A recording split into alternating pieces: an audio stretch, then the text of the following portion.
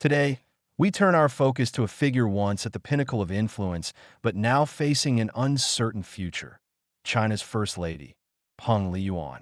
Her most recent public appearance was on September 19th, at the 10th anniversary celebration of UNESCO's Girls and Women's Education Initiative in Beijing, where she delivered a speech and presented awards. On the surface, her presence seemed as glamorous as ever. However, subtle shifts in state media coverage hint at deeper changes.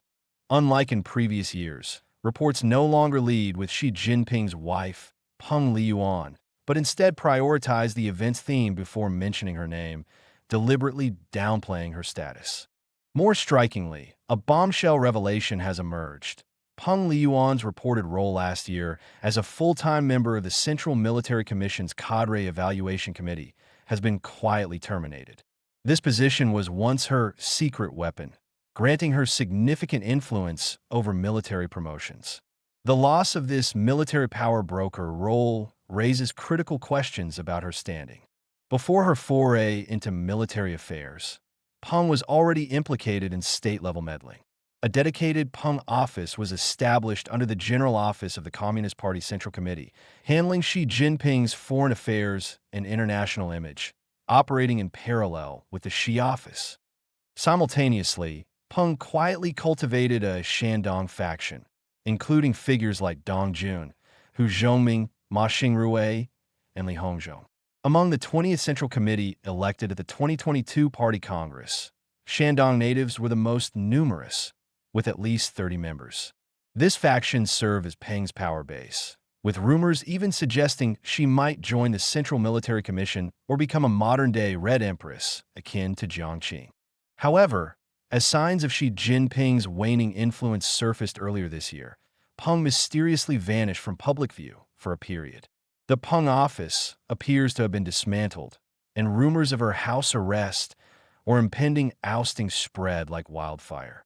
Yet, around the September 3rd military parade and the preceding week, Peng suddenly re-emerged with high-profile appearances, sparking renewed speculation.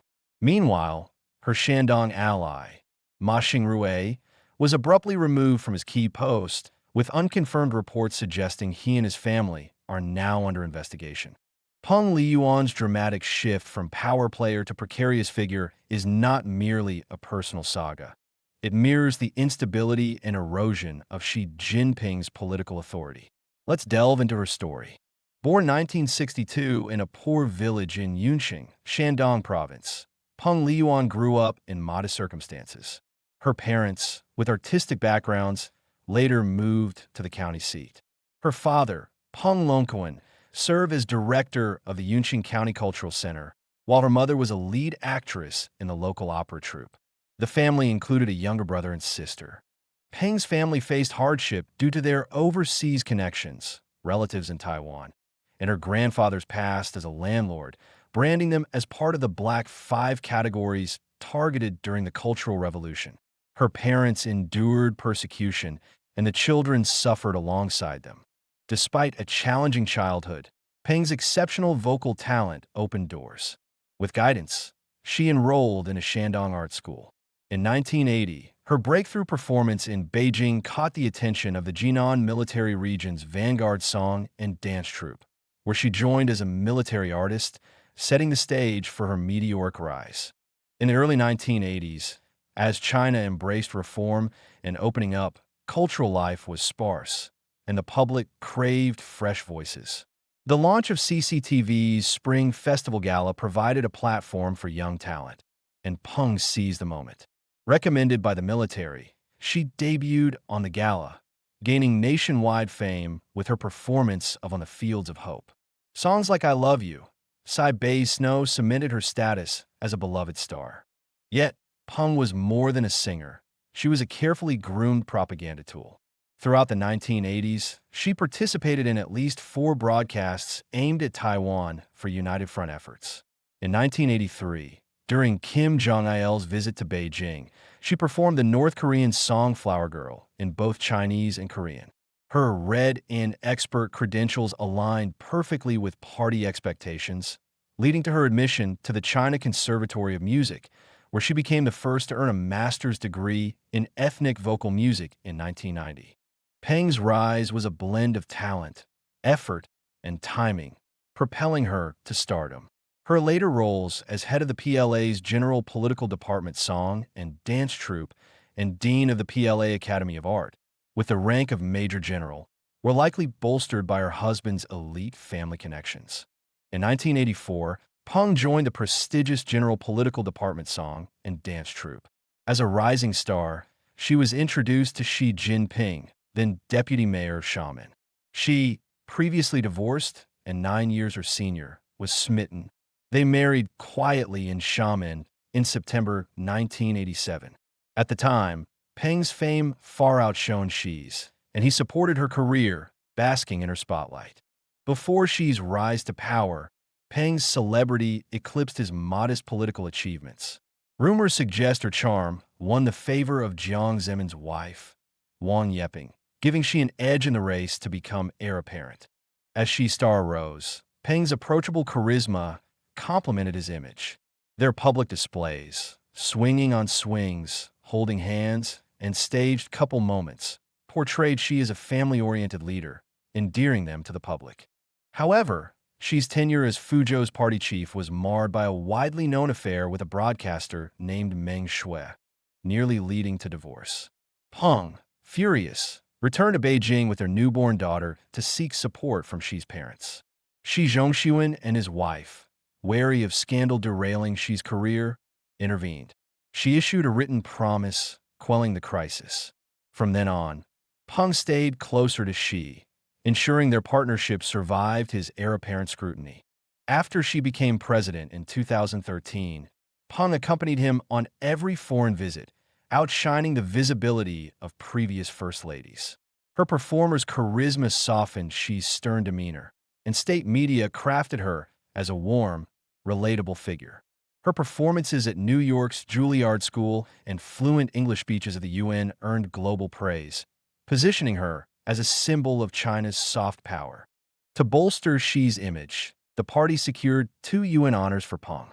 In 2011, she was named Goodwill Ambassador for Tuberculosis and HIV/AIDS, a role leveraging her fame to advance global health agendas. The appointment, decided by Director General Margaret Chan, backed by Beijing, reflected China's growing UN influence. Similarly, in 2014, UNESCO named Peng a special envoy for girls and women's education, recognizing her advocacy for education equity.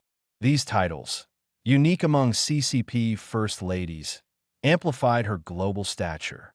Yet, in late 2015, a revelation sparked concerns about her overreach. Insiders disclosed the existence of the Peng office under the party's general office, operational since Xi's September 2015 U.S. visit. Though not publicly announced, it handled Xi's foreign affairs and public image, rivaling the Xi office in influence. Peng's role extended beyond diplomacy to domestic political maneuvering, marking a departure from the limited roles of Jiang Zemin's and Hu Jintao's wives. Critics argue Peng's involvement follows a party tradition. Jiang Qing served as Mao's secretary, and Deng Xiaoping's wife held roles in the military.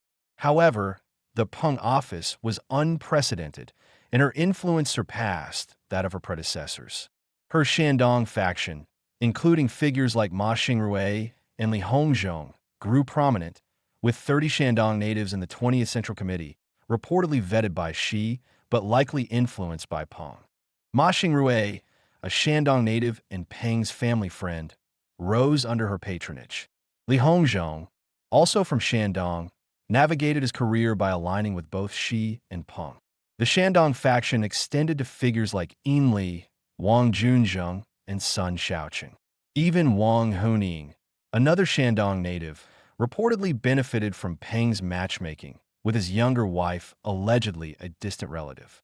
Former Foreign Minister Qin Gang, though not from Shandong, reportedly won Peng's favor through his wife's homemade mooncakes, illustrating her influence over key appointments. Peng's reach also extended to the military, with Shandong natives like Defense Minister Dong Jun and Admiral Hu Zhoming rising rapidly, though some, like Su Shixing and Wang Chuning, faced investigations. Peng's military influence stemmed from her role in the Central Military Commission's Cadre Evaluation Committee, revealed by Hong Kong's Sing Tao Daily in 2014. A photo showed her in military uniform, inspecting senior officers at Wuhan's Naval Engineering University in 2023. This committee, formed after the 2016 military reforms, evaluates a senior general's loyalty and competence, wielding immense power over promotions. Peng's involvement broke a CCP taboo. Even Jiang Qing never touched military affairs, as the armed forces remain the party leader's sacred domain. Peng's deep military ties, built through her decades in the General Political Department and her diplomatic First Lady role, gave her unmatched influence. However, this overreach provoked Zhang Youxia, the powerful vice chairman of the Central Military Commission. A battle-hardened general, Zhang saw Peng's role as an affront to his authority, with her evaluating combat-tested officers deemed an insult. This tension sparked a rift with Xi, fueling rumors of Zhang's power grab. Peng's military and political meddling transcended the traditional First Lady role, positioning her as a key player in Xi's regime, defying Deng Xiaoping's ban on spousal interference. At the 20th Party Congress, Xi's rule-breaking, excluding women from the Politburo and leaving a vacant seat, fueled speculation that Peng was eyed for a top role, perhaps even as Central Office Director, echoing Jiang Qing's ascent. Intriguingly, Peng's trajectory mirrors Jiang Qing's. Mao, born in Hunan, snake zodiac, and Jiang, Shandong, tiger, parallel Xi, Shangxi, snake, and Peng, Shandong, tiger, with a 60-year gap between the men. Both women, from Shandong and with artistic roots, bore only daughters, limiting their dynastic influence.